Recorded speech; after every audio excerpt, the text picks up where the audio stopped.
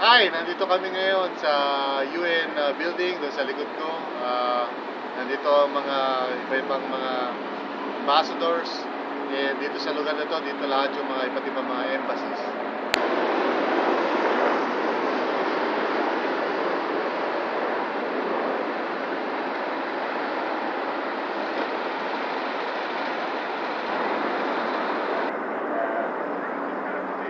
Nandito po ang United Nations. Makikita natin iba't ibang klaseng mga flags. At ito po yung pinaka main entrance ng United Nations. Ito yung kanilang pinakamataas na building dito. Sa tapat naman ng United Nations ay makikita itong isang magandang building na yung tagiliran niya ay may mga grass. Merong isang sculpture. And it goes up also.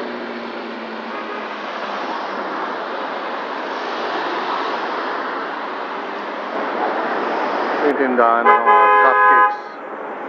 Ibang klase mga cupcakes. Mutual Institution Chartered 1834 to serve those who say.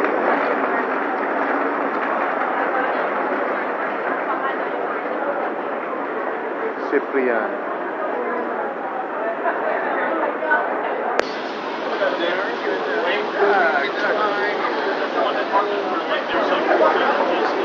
So, titingnan ni Gina, tititigan niya maigi. Ito ba'y kakainin niya o hindi? Ito yung Grand Central Station where people are taking the subway. Ito yung kainan sa loob ng Grand Central Station. Saan ang mga tao ay makain muna bago bumiyay sa subway. Kain muna kami ng lunch sa Chinese restaurant sa may Central. Tayo ngayon sa National Public Library ng New York. Actually maraming libraries dito pero isa ito sa Mid Manhattan. Check it out.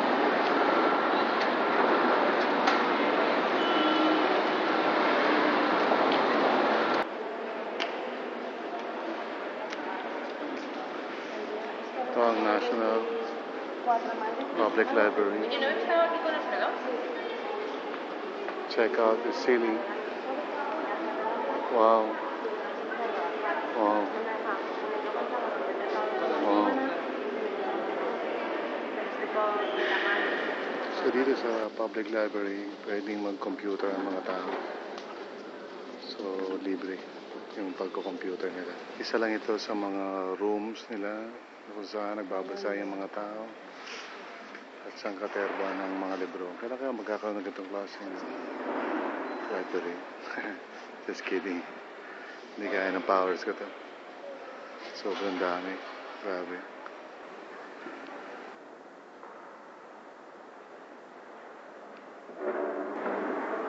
Kakaiba itong library na ito.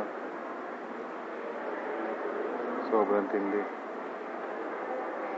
Grabe yung mga collections na thousands and thousands of books. Ay sorry, millions pala.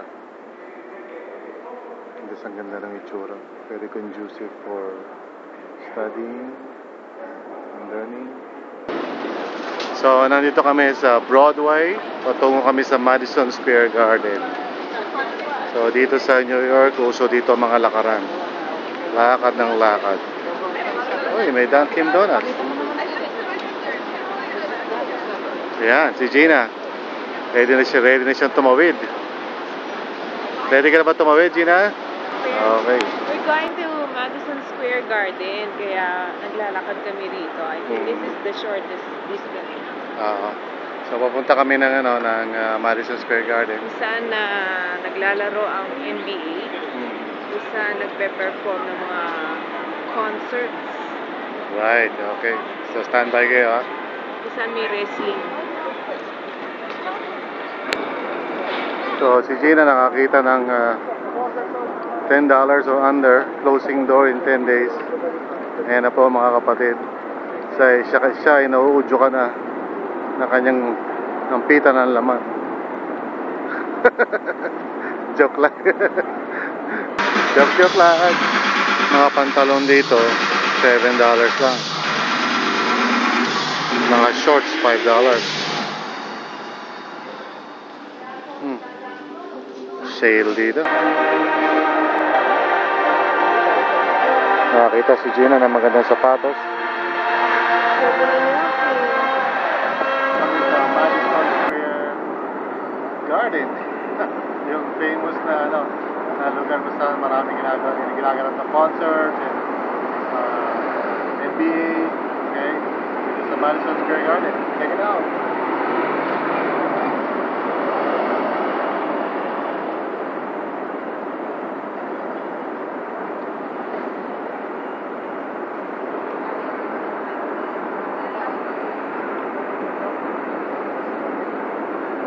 So ito yung pinakonsider the world's most famous arena. Ayan.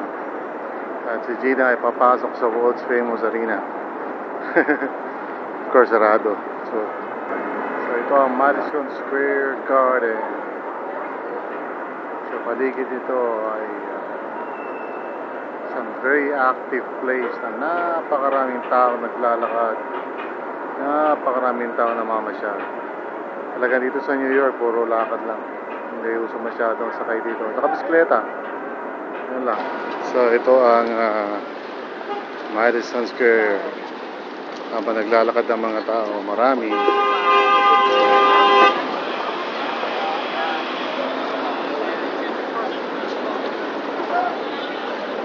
So, naglalakad kami sa napakaraming mga tao.